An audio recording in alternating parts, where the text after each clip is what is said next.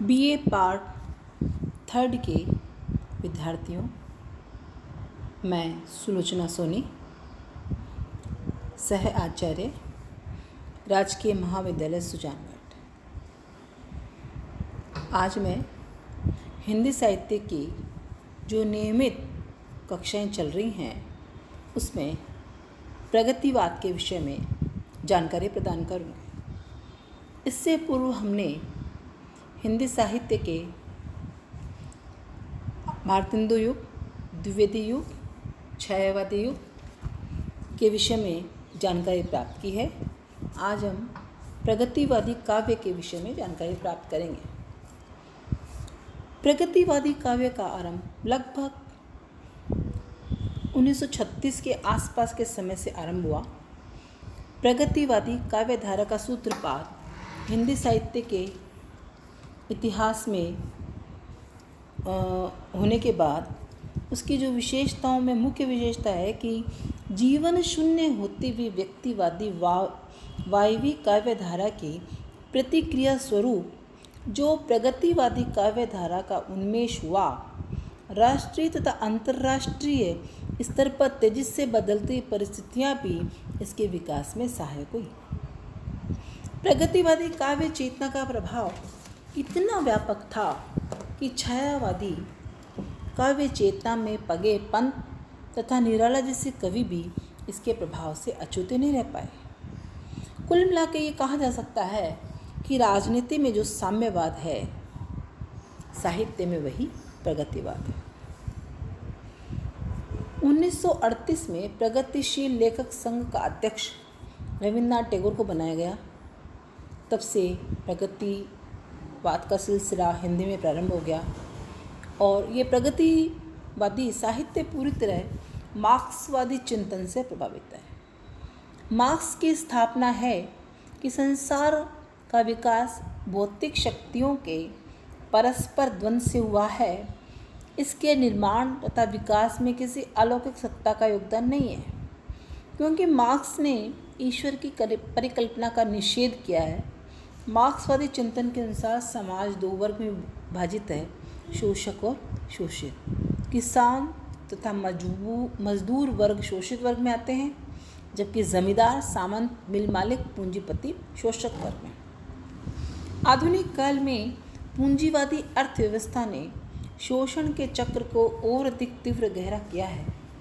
अंग्रेजों ने भारत का आर्थिक शोषण भयंकर रूप से किया तथा पूंजीवादी अर्थतंत्र के कारण यहाँ किसान तथा मजदूर का जीवन निरंतर अभावग्रस्त एवं विपन्न होता गया। तो इस तरह से ये सारी भावनाएं प्रगतिवादी साहित्य में देखने को मिलती है। हम प्रगतिवाद के विषय में ये कह सकते हैं कि छायावाद का व्यष्टिगत दृष्टिकोण उसके ह्रास और पतन का प्रधान कारण है, क्योंकि महादेवी वर्मा के शब्दों में वह व्यष्टि की समष्टिगत परीक्षा में अनुत्तीर्ण रहा था।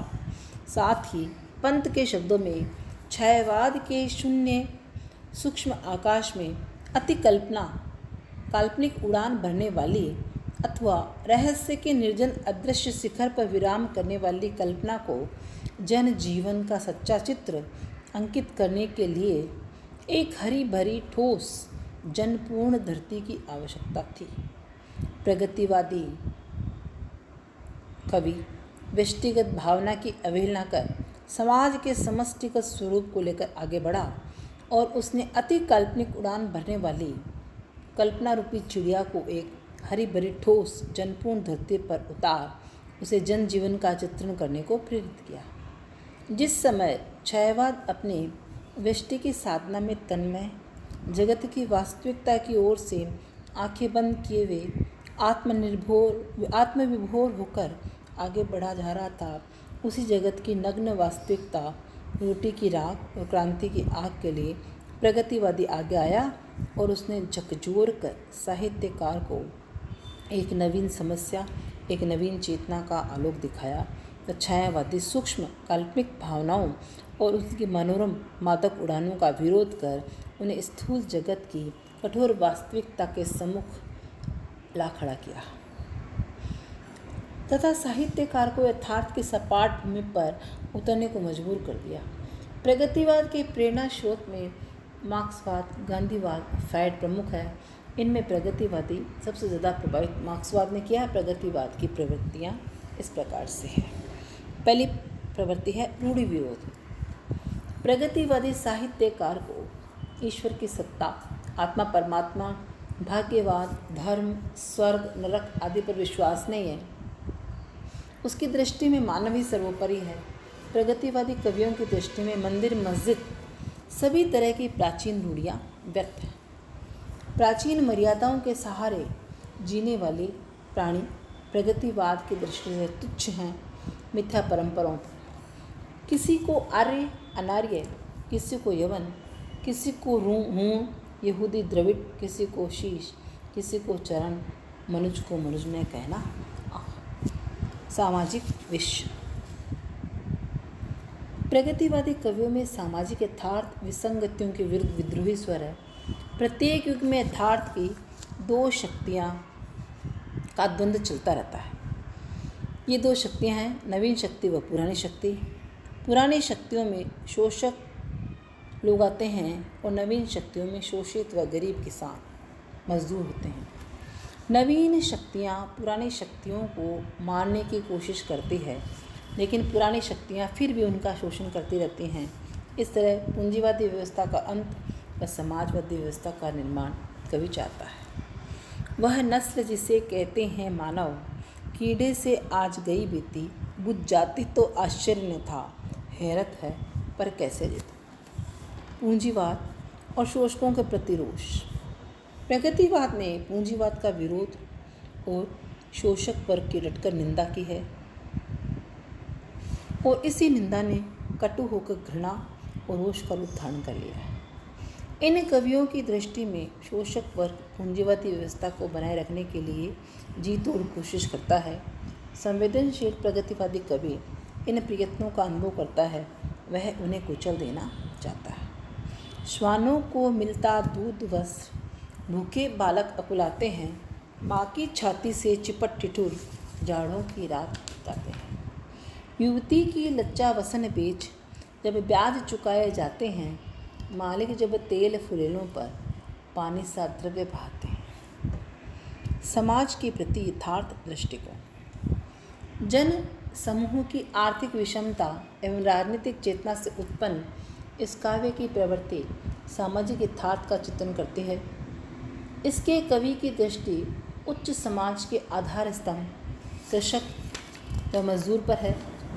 ग्रामीण जन और उसके उबड़ खाबड़ खपरेल छप्परों वाले घरों की नींव पर प्रसादों का निर्माण हुआ है। यह पहला अवसर है जब कवि ने इस प्रकार के यथार्थ को सादर और साग्रह ग्रहण किया है। यह भारत का ग्राम सभ्यता संस्कृति से निर्वासित झाड़ फूस के विवर यही क्या जीवन शिल्पी के कर। प्रगतिवादी कवि ने कल्पना व विलास नहीं किया, उसने तो धरती से अपना नाता जोड़ा, जिससे जन्म पाया। इन कवियों के व्यक्ति और समाज के कटु सत्य के सामने ऐश्वर्य विलास व छायावादी विलासता कटु लगती है। क्रांति की भावना। साम्यवादी व्यवस्था के लिए यह आवश्यक है कि सामंतवादी और पूंजीवादी परंपरा का विनाश है। इस नाश के लिए प्रगतिवादी ने प्रलयंकर वाणी में क्रांति का आह्वान किया। प्रगतिवादी कवियों को समझौते पर बिल्कुल विश्वास नहीं है। वह तो फोड़े को मरहम के आयोग से अंदर नहीं दबा देना चाहता, वरन उसका समूल नाश कर देना चाहता है। प्रगतिवादी कवि की कामना है, कभी कुछ ऐसी तान सुनाओ जिससे उथल पुथल मच जाए, एक लहर इधर से आए, एक लहर उधर से आए। निराशा और उदासी। प्रगतिवाद में निराशा का चित्रण भी किया गया। यह अतीत को भूलकर भविष्य की चिंता न करता हुआ केवल वर्तमान के सुख को प्राप्त करना चाहता है, जो क्षणिक है, और निराशा का प्रतीक भी। देश की पराधीनता, सामाजिक रूढ़ियाँ व आर्थिक रिक्तता के कारण मानव टूटता दिखाई देता है।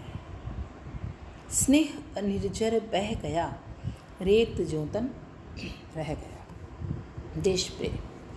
प्रगतिवादी काव्य में राष्ट्रीय भावना का कोई एक रूप नहीं मिलता है। कहीं शांति का प्रसार है तो कहीं समाज सुधार की भावना व्यक्त की गई। राष्ट्रीयता प्रगतिवादी काव्य की बहुत बड़ी उपलब्धि है। समस्त काव्य देशवासियों की आशा आकांक्षा सुख दुख तथा जीवन की विविध स्थितियों से भरा पड़ा है। भारत माता ग्रामवासिनी, आंचल में है दूध और आँखों में पानी। धर्म और ईश्वर। प्रगतिवादी काव्य में धर्म और ईश्वर का खुलकर विरोध किया गया है। मार्क्सवादी ईश्वर और धर्म दोनों में विश्वास नहीं करते हैं। प्रगतिवादियों ने भी उन्हीं के तरीकों को अपनाया। उनकी मान्यता है कि धर्म और ईश्वर की दुहाई देकर भूरी जनता को भ्रमित करना है।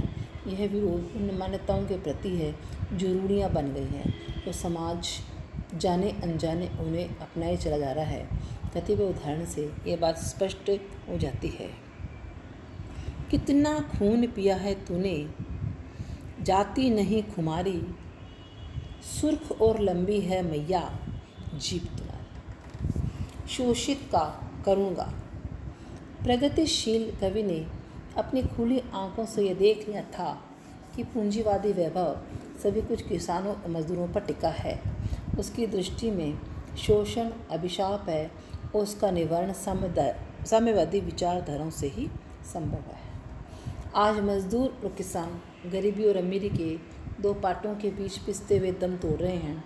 यही कारण है कि प्रगतिवादी कवि की लेखनी से शोषित के प्रति विशेष सहानुभूति उमड़ी है और उसने उनकी करुण गाथा का गान दर्दिले स्वरों द्वारा समाज तक पहुंचाने का जिम्मा अपने ऊपर लिया है। निराला के शब्दों में, वह आता दो टूक कलेजे करता, पछताता पथ पर आता, पेट पीठ मिलकर हुए एक, चल रहा लकुटियाँ टेक। मानवतावाद। यह सामाजिक यथार्थ का ही शुभ परिणाम है कि कवि ने मानव और मानवता को अपने काव्य का आलंबन बनाया है। इसी कारण कवि ने शोषित व पीड़ित वर्ग के लोगों को कर्म का संदेश सुनाया था। मानवतावाद को तो कवियों ने इतना महत्व दिया कि उनकी दृष्टि में ईश्वर का अस्तित्व भी खतरे में दिखाई देता है। वह ईश्वर को भी चुनौती और फटकार देने लगा है। एक तरह से उसे ईश्वर के अस्तित्व से ही विश्वास नहीं रहा। वह तो देश में फैली हुई गरीबी एवं अन्य सभी समस्याओं व अत्याचारों से मानव को मुक्त कर मानवता का पार पढ़ाते हैं। जाने कब तक घाव भरेंगे इस घायल मानवता के, जाने कब तक सच्चे होंगे सपने सबकी समता के। नारी का स्वर। प्रगतिवादी कवियों ने नारी को शोषित पाना है। वह पुरुष की दासी बनकर अपने अस्तित्व को खो बैठी है। पंत ने पुरुष की वासना को तृप्त करने वाली नारी के स्वातंत्र्य की गुहाई लगाई है। योनि नहीं है रे मानव नारी, वह भी है मानवीय प्रतिष्ठित, उसे पूर्ण स्वाधीन करो, वह रहे न नर पर अवसर। कवि ने यहाँ वासना के साथ ही अर्थ विषमता, गरीबी से भरी नारी का पतन होता है, इसे स्वीकार किया है। प्रगतिवादी काव्य में अलंकार व छंद। प्रगतिवादी कवि ने मार्क्सवादी विचारधारा का समर्थन किया था, इसलिए साम्यवाद एवं समाजवाद का पोषक था। उसने सामाजिक क्षेत्र में क्रांति पैदा कर दी, वैसी ही क्रांति कला पक्ष में भी थी। उन्होंने प्राचीन समय में आए अलंकारों के बंधनों को तोड़ दिया। नगेंद्र के अनुसार ये अलंकार व भार मोह के बंधन है, दे उन्हें तोड़। प्रगतिवादी को छंद का बंधन स्वीकार नहीं, वह अन्य बंधनों रीति नीति अलंकार रस की भांति ही छंद बंधनों को भी तोड़ डालने के पक्ष में थी। पंत ने कहा है, खुल गए छंद के बंध, प्रास के रजत प्राप्त। और इन बंधनों से मुक्त होकर युगवाणी सहज अनायास ढंग से प्रभावित होने लगी है तथा एक नए छंद मुक्त छंद का निर्माण किया गया है। भाषा। डॉक्टर त्रिगुणायत ने लिखा है, प्रगतिवादियों का भाषा संबंधी दृष्टिकोण अपना अलग है। वे भाषा में प्रसाद, प्रवाह और सरल प्रयोगों के अनुयायी हैं। ये कवि भाषा को किसी प्रकार के चमत्कारों से लादना नहीं चाहते थे। उन्हें ही अनुभूति को छंदों के कठोर बंधन में फंसा कर उसे पंगु बनाकर काव्य में उतारना चाहते थे। यथार्थवादी और रूढ़ि विचारों विरोधी होने के कारण ये कवि हर क्षेत्र में उन्मुक्तता को ही अपना ध्येय मानकर चले हैं। डॉक्टर नगेंद्र ने लिखा है, उनकी अलंकरण सामग्री सूक्ष्म, कोमल या चुनी हुई नहीं है, वह स्थूल और प्राकृत है। एक शब्द में उसकी कला, विलास, रूप, रंग, रोमांस से प्रेम नहीं करते हैं। इस प्रकार हम देखते हैं कि प्रगतिवाद की अभिव्यक्ति में यह क्षमता और यह रुक्षता और तीखापन इसलिए आ गया है क्योंकि प्रगतिवादी भावनात्मक न होकर आलोचनात्मक और प्रचारात्मक अधिक हो गया है। क्योंकि मूलतः वैज्ञानिक होने के कारण उनके स्वभाव में विविध तन्मयता या आत्मविसर्जन नहीं है, जो काव्य के लिए अनिवार्य है। धन्यवाद।